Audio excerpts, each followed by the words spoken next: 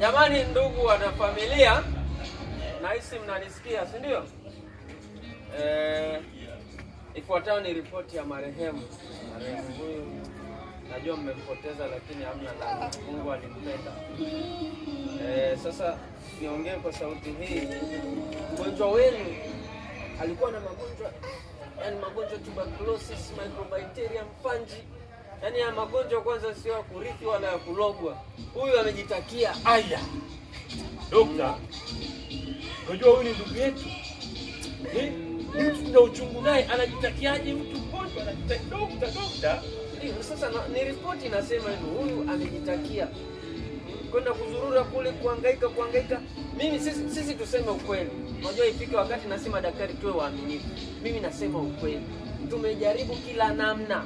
Tumefanya juu chini, yani tumefanya juu, tumefanya tukaamua tuhamie chini. Tukafanya chini lakini imeshindikana. Dunia imeshinda. Mimi mnamuelewa kweli dokta? Dokta, wewe hivi vipimo unaposoma ndio wenyewe kweli? Mimi nina akili timamu. Usione hapa nimesimama hivi kuvaa nguo nyeupe ni kama mtu umevaa wadhifa fulani. Kwa hiyo naomba unisikilize mzee. Ikiwezekana toa kofia kabisa wewe. Aya. Sasa naomba mwe serious. Sikilize. Sikuwaomba mgonjwa wenu wa kwanza.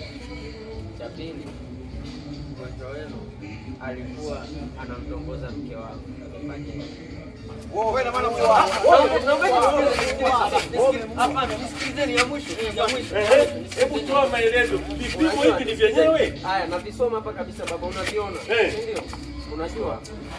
Unajua pengine nilichukua vipimo vyangu badala ya vya kwake. Okay, ya mwisho.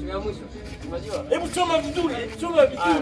Nasoma ya mwisho. Unajua mgonjwa wenu pengine unajua, ngoja niwaambie kitu. Mbona mimi si yule nilipoandika? Wewe daktari unasoma wapi? Pale hapa pale nilikosa sindano.